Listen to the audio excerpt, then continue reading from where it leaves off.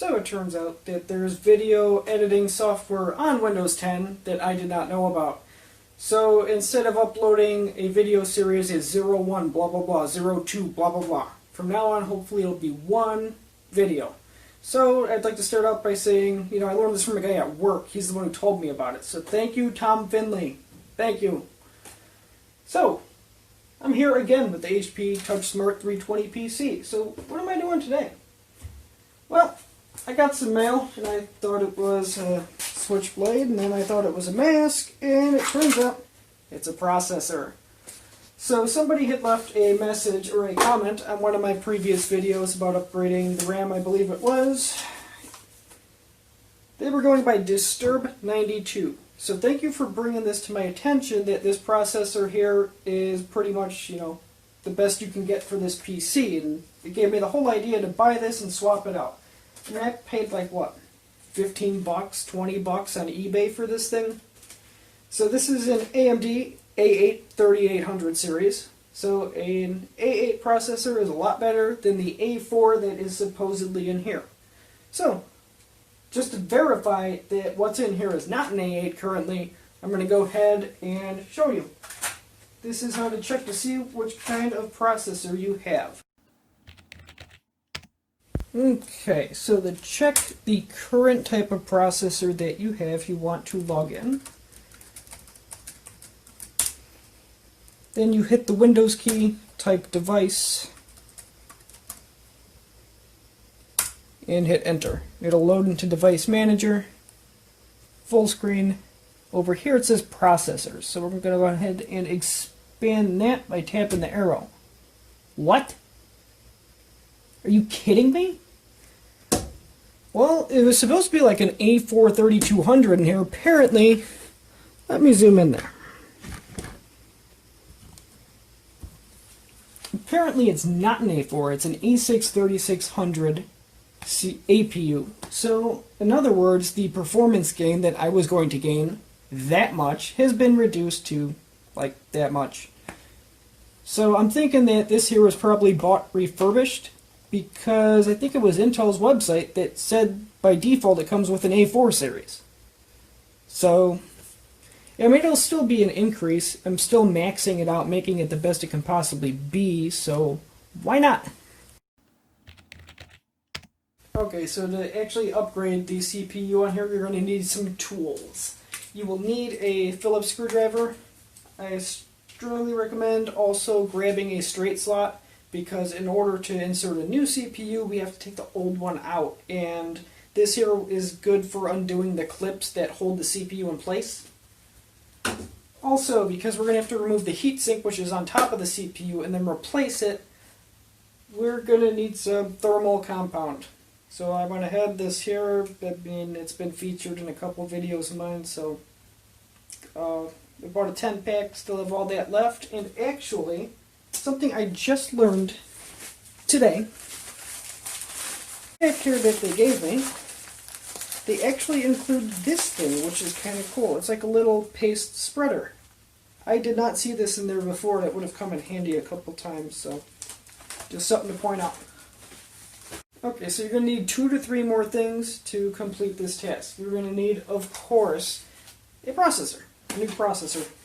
Comes in a little box. Once again, this is the AMD A8 3800 series. It's actually a 3820. So here.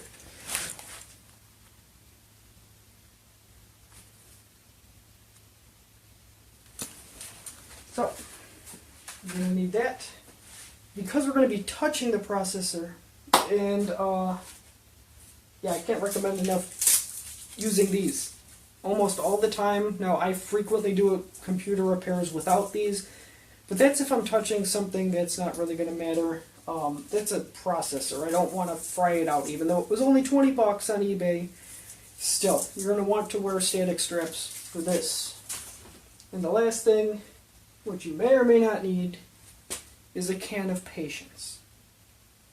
So, I'm going to go ahead, open it up, remove the heatsink, remove the old processor, put the new processor in, the thermal paste on top of that, the heatsink, reinstall that, close up the casing, and that should be it, but we'll see. I'm bound to run into some kind of difficulties.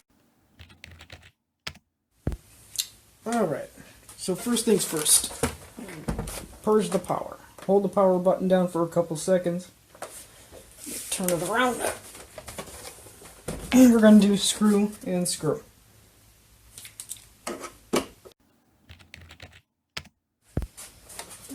Okay, so then to remove the case, I'm just going to put it down like this for now.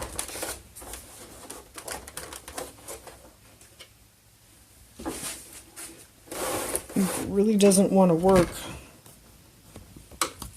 you can always take this here, put the straight slot under here, and just give it another 1 or 2 turns, and it'll click. So after you do that, you just remove the top.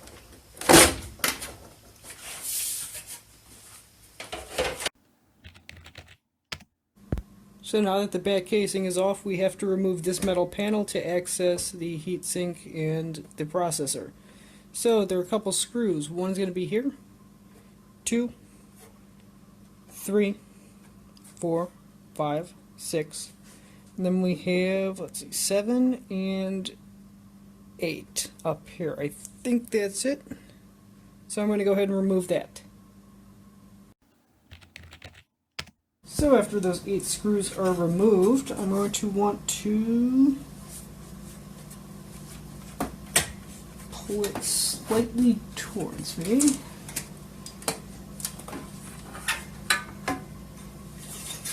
And just like that, with those 8 screws out, this thing just comes right off. Okay. So, this here is the heatsink. Comes all the way down to here. I mean, that's part of the heatsink. This here is still part of the heatsink. So we're going to undo those 4 screws, remove that, this one part. I may have to remove the fan, we'll see. And the CPU is actually right underneath here, and you can see, wow, whoever put the thermal paste on there went, I would say a little overboard, but that's more than a little overboard.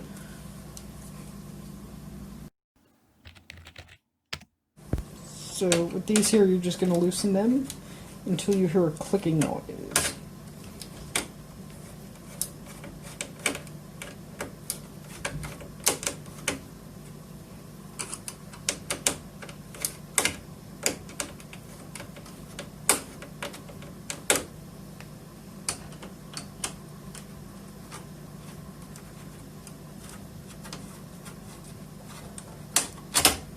Let's click.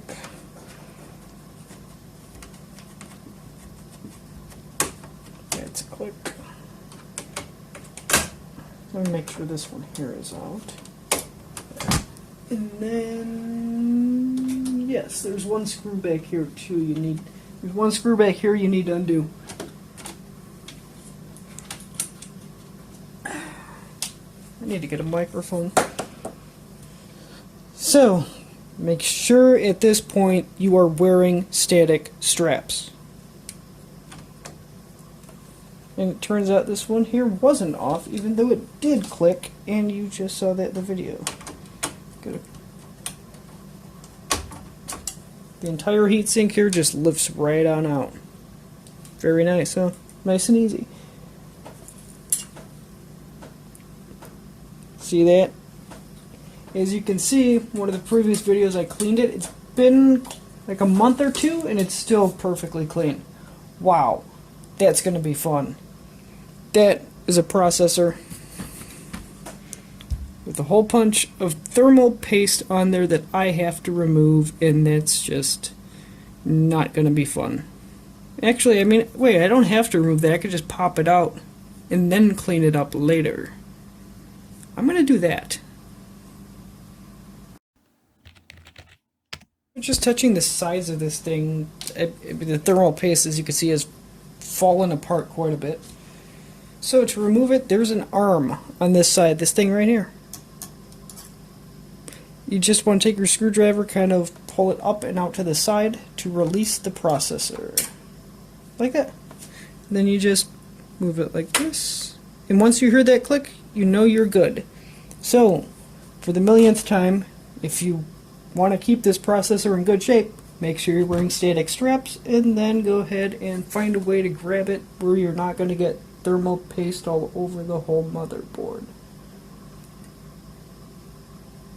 There we go. Now I'm going to keep it in this orientation and put it on the side, so when I get the new one out I can make sure that it goes in the right way, because as you can see it's got to be like that. It can't be like that. It has to be like this. So it's ridiculous. It is a 3600, so it had to have been refurbished. So once again, you want to note the orientation where the main text is there, and put this one in the same way.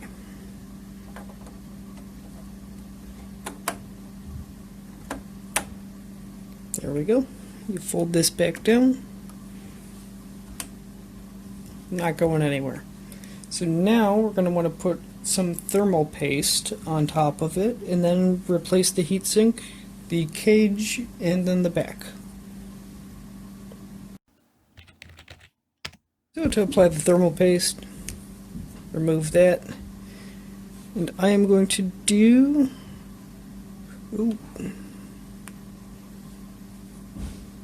just going to kind of squiggle on down it.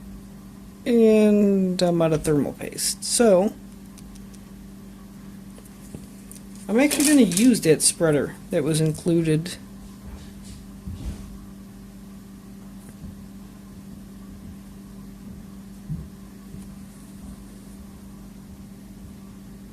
Well, I don't think that's enough. I'm going to put a little more down, because you want it to pretty much fully cover the CPU. And the kit may get stuck on here. We'll see.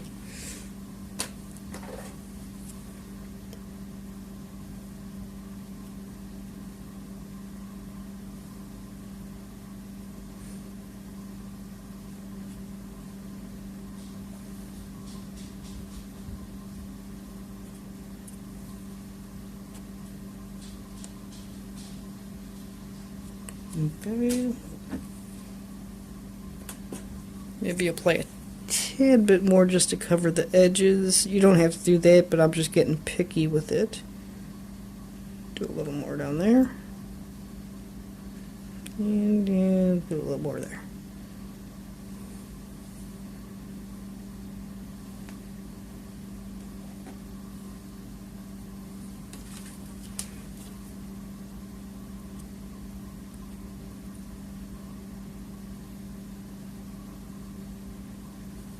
So I know I said that the person who did this before me, who reinstalled that heatsink, went a little overboard. This is like super overboard, but meh, why not? Gotta make sure everything is covered. So now I have to remove this, which I'm just going to take a break and use some rubbing alcohol and just kind of scrape it with some Q-tips. But put some rubbing alcohol on it, let it set for a minute or two, and then rub it off, just so it has enough time to actually work. Okay, so now that I have little bits of thermal paste floating in my thing of rubbing alcohol, I'm going to go ahead and replace this, see, nice and clean. Ooh. Just want to line the screws with their holes. Put this against there. And now I'm going to go ahead, I'm just going to screw these four and take one of these screws and put them in there. Okay, so now that the heatsink has been reinstalled, to install the cover you want to make sure that these ports here go inside this part of this casing first. And put it on like that and then push down. If you don't do that, you'll be there for hours until you finally figure out that that's what you need to do. It's like the trickiest part about working on this computer. So, ports are in there. Push it back. Push it down. There we go. So now I'm going to put those 8 screws back in here. 1, 2, 3, 4, 5, 6, 7, 8. And then I'll put the back housing back on. So after all those screws are reinstalled, you just grab the back housing, put it back on.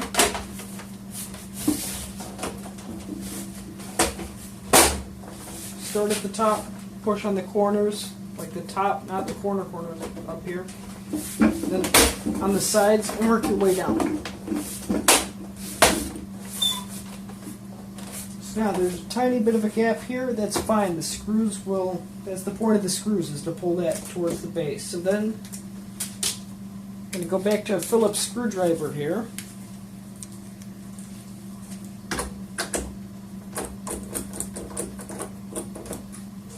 And I'm just going to kind of screw them in, because I've been having some issues with them. So, after you do that,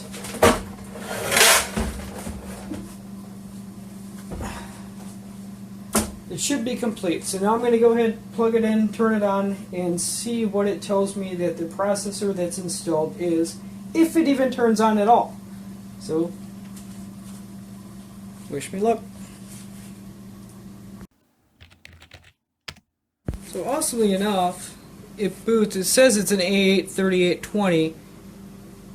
Keyboard error. Okay. It just wasn't loading. It went to a black screen and just stayed there. So let's see if this time it actually boots into Windows. If it does, I will be very happy. Maybe it just takes one boot for the BIOS to recognize that you've changed the processor and to register that, and then when you reboot, everything will work fine. Hopefully that theory proves true. Let's see. Are you serious? Why? Why? To make sure everything worked correctly, I'm going to hit the Windows key, type in device, hit enter, it'll open Device Manager, go down here to processors, expand it, and there you go, A8 3820 APU with the Radeon graphics. So that's basically the best that this computer can be without replacing the motherboard. So with all that said, I mean, there's nothing more I can do. Mission complete.